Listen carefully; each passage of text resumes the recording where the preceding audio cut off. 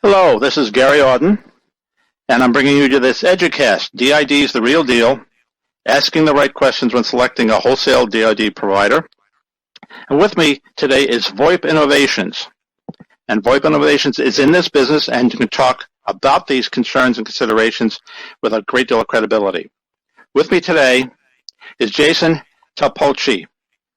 All right, and we are going to talk about several different topics, but let's discuss what we're going to discuss so you all know what page we're going to be on. These are 8 considerations that you have to think about when you do deal with a VoIP provider. And you look at these and say, well, wait a minute, this is just DID. I go, well, yes, there's more than just simply getting DID. And before we actually get into the presentation, I'd like to ask Jason a 2-part question. One is, what is DID and why is it so important? Okay. Hey, Gary. Thanks for having me on today. I really appreciate it. With the DID, that stands for Digital Inbound Dial, and we all have been using it ever since we've used a phone, and that's simply our telephone number, and it's the technical acronym that we use to identify a telephone number. So, for example, my DID here at work is 412-440-2002, and that's all that is. And we're going to talk about, in this EDUcast, we want to talk a little bit about asking the right questions when selecting a DID provider, and that's what I hope to help everybody out with today. Well, let's go to the first concern, and that is service coverage, which I didn't realize there could be limitations here. Oh, absolutely. And I think the biggest thing here that the first thing you want to know if you're a VoIP reseller or you're somebody that's maybe an IT guy that's running a business that has 50 or more employees and you're looking to consume VoIP services for your actual business, is to know, where do you need that coverage? And so, for example, if I'm a regional VoIP reseller here in Pittsburgh, Pennsylvania, I'll probably need numbers in the 724 and 412 area codes. If I'm somebody that wants to provide nationwide, I'm going to need to have a provider that's going to be able to procure DIDs or telephone numbers, all over the nation. And so that's really the first question you want to ask yourself is, where do we want to service our customers, or where are our customers going to be? And so it really comes down to 3 things. Are they going to be in the United States, Canada, internationally, 2 of the 3, or all 3 themselves? And so that's basically the first question you want to ask yourself. And now, the second question is, there's a DID, when it resides in Pittsburgh, Pennsylvania, there could be multiple rate centers. So, and that's the next kind of question you want to ask your potential DID provider is, how many rate centers do you cover? So, for example, there could be anywhere from, some people offer just in the Northeast and have 1,300 rate centers. Some providers provide rate coverage in the entire United States, and that's over 8,500 rate centers. So you want to know what the saturation of rate centers are in the footprint that you're looking for. And why that's important is simply this: if you buy from a provider that has nationwide coverage but has very few rate centers, they have low saturation. Chances are you'll look for a number that they don't have in an area that they don't have that number. And then lastly, you want to be able to ask yourself, if they do offer international calling, okay, can that be enabled or disabled? So some providers will provide international calling as part of the account when you turn up the account or sign up for the account. And they don't realize that fraud is pretty prevalent in international calling, international termination more specifically. So you want to make sure that when you do look at a provider, where the coverage is, and then are you able to disable international calling if need be? Let's talk about providers, and you have a term here, underlying carrier, which I don't think most people know about. What does that mean? Yeah, that's our fancy. In our world, everything's acronyms, Gary, so it takes you a while to learn all these. But an underlying carrier is just a simple, fancy term for your carrier or your provider. So, for example, at VoIP Innovations, we buy from dozens of 24 to 50 underlying carriers. That could be ILEX, the incumbent local exchange carrier like the Verizons and AT&Ts, or it could be CLEX, competitive local exchange carriers such as your One Communications, your Bandwidths, your Level 3s. And then you have below that, you're going to have your aggregator, wholesale aggregators. and that's kind of where the VoIP Innovations plays. We buy from multiple underlying carriers. So when you're purchasing DIDs or looking to buy numbers or DIDs from a provider, it's important to ask that provider, are you buying the numbers from an ILEC or CLEC and turning around and reselling them to me? Or are you procuring the numbers yourself from NPAC? That means that if you're an ILEC, a registered ILEC or CLEC, you have the ability to go to the number warehouse, let's say it's called NPAC, NPAC, and you can provision numbers to your service and sell those to your customers. And the difference there being is that if I get those numbers directly myself, I'm the last hop in that chain. If I buy those numbers from somebody who gets those numbers from NPAC, there's another additional hop in that chain. So it's really important to understand when you're looking to buy DIDs, not only the coverage, but you want to know where are they coming from. The provider you're looking at choosing, do they get those numbers themselves or do they get them from somebody else? And one other important thing, Gary, there to know is too, if they are getting the numbers from somebody else, do you have the ability to choose who the underlying carrier is? So for example, if I need a number in Pittsburgh, Pennsylvania, 412 number, are they just going to assign me a number from one of their underlying carriers who I may like or dislike their service? Or do I have the ability to say, you know what, I need a 412 number and I'm going to pick this ILEC or this CLEC?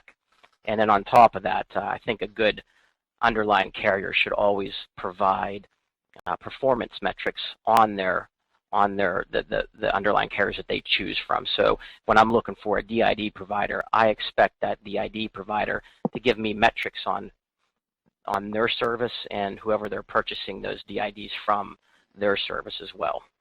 One of the things I was impressed with this is this list. When I thought of DIDs, I just thought you make phone calls, but what you're demonstrating here is that there's many other factors of what a DID can do for me, what features are available. That's correct, and that's our unified communications. Back in the day, Gary, like you said, we'd pick up the phone, I would call you, you would answer it, right? And then we remember call waiting, and then three-way calling was something very special, right? So now what's happening is all the communications are coming through digitally over VoIP, right? Through multiple. It's not just voice; it's going to be text messages, right? Faxes. And so what you want to do when you're looking at your provider is, depending on who you're selling to, you may or may not need 911. You may or may not need caller ID 411, which is directory assistance, or faxing, or forward, or failover. So you want to ask your carrier, when I purchase a DID from you, a number, can I select what services or features, add-on features I need for that particular number that I need to purchase from you? And that's important to know, because what I sell to somebody, to a pizza shop, they may need different features than somebody that's a resident at home. And it's important to know what features they sell, but also can you edit them in real time? That leads into the next point, which I think is very important. How do you pay for this? What are the costs involved? And there's always a lot of confusion there, because everybody does it a little bit differently. But it really comes down to three areas. You want your MRCs. You want to look at those. Those are your monthly recurring charges. And I'll go back over these. Your NRCs, those are your non-recurring charges, okay, and your usage charges. So your monthly recurring charges, when you go to buy that DID, you need to ask them, okay, what is the cost for me to use that number on a monthly basis?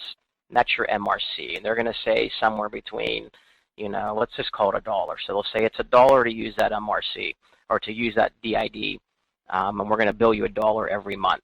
And then if you add on different features like 911, 411, caller ID, they might charge additional MRCs, monthly recurring fees, for those services.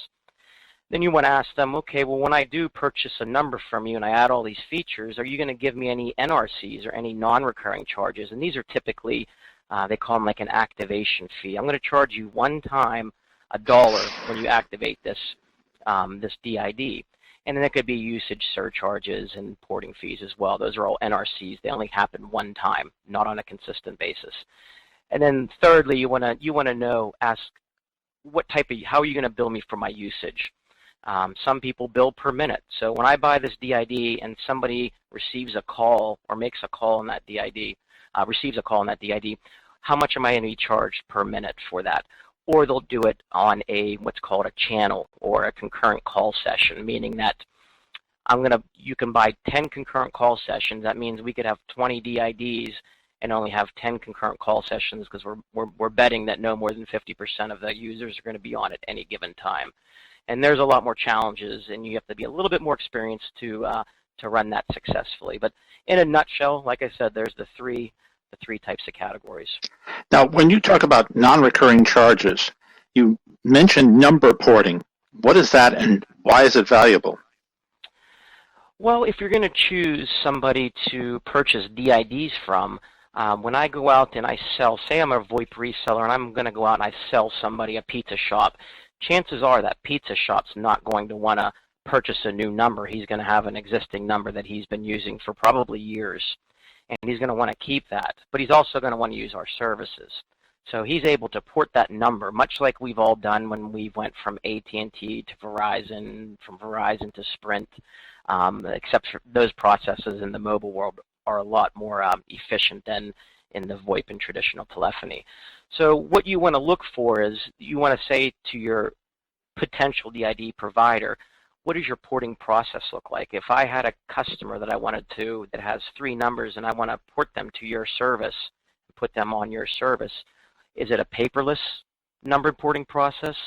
That's the number one question, and that's really important. If they're doing a papered process, I would probably move on to the next provider and look for somebody that has a paperless process. Paperless process reduces errors, it makes it a lot quicker, and it's a lot less painful. You want to ask them, can I port toll-free numbers as well as local numbers like a 412 or 724 here in Pittsburgh, Pennsylvania? Do I get to choose the underlying carrier that I'm porting the numbers to, or are you just going to, in this scenario when I bought the DID and I got the number in the 724 number and it was assigned to me from some carrier that I may or may not like, when you port the number in, can I choose that carrier? And so we'll skim through these, but you want to know, is there a discount for bringing more than 50 numbers at a time, and what's the average time to port a number? Typically 15 to 30 days. Anything longer than that, again, move on to the next provider. There's a point you have at the bottom of the screen. Is there a team of porting experts available? That gets into the next question, which is really support for this in its entirety, because it's not a simple matter. You're absolutely right. We have a whole team at VoIP Innovations, and we work every day to make that process more efficient, and that's why we're able to port numbers in 10 to 13 days instead of 30 days. And so and it's something that you can't hire somebody typically to come work for your company that understands porting. It's all about training and getting those people brought up to speed. So we wrap a team of people around it. We're constantly training. We're constantly bringing on new people to deal with the volume of work. And like you said, it's a good lead into the support slide here. In my opinion, support is the number one. It can make you look fantastic, and it can also make you look terrible. And I would ask questions specifically about, Mr. DID potential provider, are you available 24/7? Is there a knowledge base for learning? Are you interested in sharing the knowledge with us via like a wiki or some blogs, videos, white papers? Do you have any type of manageability systems? Do I have a ticket system so when I do have a problem with one of your DIDs, I can put in a ticket that gets handled by your 24/7 Network Operations Center, what we call a NOC, and am I alerted when there's something movement on repairing an issue or solving an issue? So these are all things that are really important. And then lastly, we're firm believers here. We want to build tools. We feel that most people want to help themselves. So if we give them the content to go learn, but we also give them some troubleshooting tools for them to help themselves out, we find that makes them a lot more happier because they get to solve their problems a lot quicker. We talked about price earlier, but that leads into the next slide, which is really, how do you bill for this stuff? Oh, yeah, absolutely. So one of the things you want to ask once you get down through this process is, and you think you have somebody nailed down, and this is the guy, you want to ask them, how are you going to bill me? Are you going to bill me in advance, which means that I have to, or prepay, and I have to pay for my services up front? Or can I do post-pay, an invoice? Well, at the end of the month, will you send me an invoice telling me that I owe you X? And I find that in the VoIP world, most companies are going to want you to pay in advance. I also find that if you establish a good payment history with most vendors, that they will allow you to post-pay on an invoice basis. And then it's also important to ask them, what kind of invoices are you giving me and what kind of payment options do I have? Do I have electronic invoices, or are you going to send me a paper in the mail? Because I can tell you right now, from running this company, we audit our bills all the time. It's much easier to use an electronic invoice to pass around and to grab data, cut and paste, and put it in a spreadsheet to kind of audit everything. And then payments, do we have the option to do an automated payment? Can I put a credit card on file, and will it ding that credit card anytime I need to top up my account or pay for funds? Can I put on multiple credit cards? Say that one credit card, we all forget that credit cards expire. So if it expires, I don't want you to shut me off. I want to have a backup credit card that you'll go and hit so that my service isn't interrupted. And then you also, it's so important. I think the biggest way to win easily and stay ahead of the competition is to constantly look at data, and that's financial dashboards, account alerts, financial reports, online billing disputes. You want to be able to see and manage all that data, because like I always tell my staff, the data does not lie. Now, what this leads actually into another slide, which I think is the last important slide, is who's controlling what, and how is that control exercised? Well, we found a hole in our industry, and we decided to fill that. It was a pain in our industry where it seemed like control and manageability was something that wasn't readily available. So there was many providers out there that provide DIDs, but do they give you the control and manageability that you really need in order to run your business efficiently? And we see it day in and day out. People think, or VoIP resellers, they tend to want to throw people at the problem instead of throwing technology and making yourself more efficient. So we identified that that this was a pain point in the industry, and we built a back office that basically helps resellers better and more efficiently manage their VoIP reseller company. So, for example, we'll build in dashboards that when they log in, they can see on a high level the types of usage, how many DIDs, any penalties that they're incurring, tickets, how many ports are in process, things to make day-to-day operational decisions. We give them email alerts. If we see something that's out of the ordinary, we want to let them know right away that, hey, you should log in and check this out. If a port moves from in progress to done or completed, we want to let them know right away so they can communicate with their clients. We want them to take control. So another important piece is giving them a way to organize all their services into groups, and then organizing those groups into a client. So you have one view as a reseller to see how that pizza shop, how much money you're making off that pizza shop, and what your gross profit is. And so then lastly is resellers, we've seen them get really bogged down when they get to a certain size. It seems as if the operational time, or the time needed to cover all the operational bases, like supporting tickets, porting telephone numbers, dealing with billing disputes, all those types of everyday operational fires that come up are typically could be done by their end user, right? But a lot of people have told us we don't want to allow our end users to log into your back office because they'll know who you are. So we built a brandable end user portal that me as the VoIP reseller, I can put my logo up on there, put all my information very easily, and I can assign login access to my customer, the pizza shop guy. If he decides to change his caller ID from pizza shop guy to pizza shop man, he can do that on his own now without having to call the VoIP reseller. And then that's kind of what we mean by control.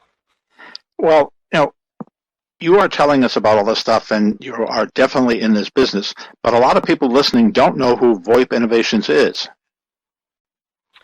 Yeah, we started as a DID provider. That's what we got into the business of. We said we're going to go and buy DIDs from all of the tier 1 and tier 2 providers. Like I said, we have dozens of them.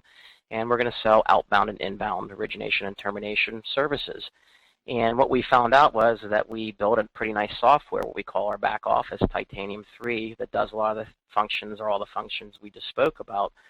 And so over the years we've been at it. We've had the same team together for, 6 years now. And we've made some waves. We've been on the Inc. 500, 5,000 fastest growing privately held companies 4 years in a row. We just received the TMC's Telecom Product of the Year, which was a great honor. And we've been 4 years running now the Pittsburgh's fastest growing companies, and awarded a couple other few things like that, best places to work. And this is all goes back to good people. We have truly good people, and we're blessed for that. One of the things you talk about is actually knowledge transfer. And you have something called the VoIP Innovations University. Could you talk about that? Yeah, VoIP Innovations University is when you become a customer with ours, even if you use our free trial, you can get the free trial, go to our website, then just click free trial, put in some information, and we actually fund that account $5 so you can play around, try our services. But we have a VoIP Innovations Universities in that back office, and basically what that is it's just a lot of videos, white papers, content on the industry, not about VoIP innovations, about the industry, pains and how we overcame them, and however the white papers on how to better manage your termination services. And if you don't want to get an account and go look at the VoIP Innovations University, you can always go to our blog. It's very powerful, and that has a lot of great information as well as our videos. Now, the next slide actually points out you are mentioned, and you have a lot of information on many different sites with many different publishers out there, and I would urge people to take a look at this. There's also some contact information, because if you're interested in the sales here, you talk to Corey Potts, VP of Sales. And I thank you very much, Jason, for helping us out today. All right, thank you, Gary. Till next time.